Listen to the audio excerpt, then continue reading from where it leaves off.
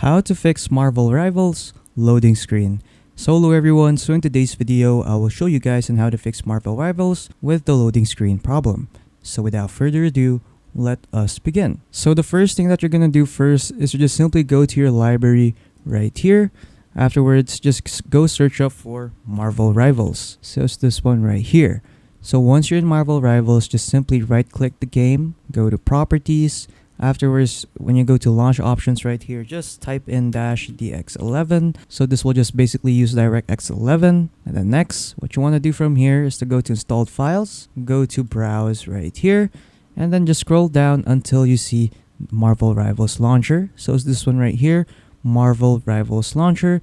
So what you want to do from here is just simply right click it, go to properties, and then once you're in properties, what you want to do from here is to just simply go to compatibility. So once you're in compatibility, what you want to do now is to just simply tick this box right here that says run this program in compatibility mode 4. So just tick that box and then just leave it at Windows 8. And then once you're done, what you can do now is just simply tick this box over here that says run this program as an administrator. So just tick that box and then just simply click on apply, okay.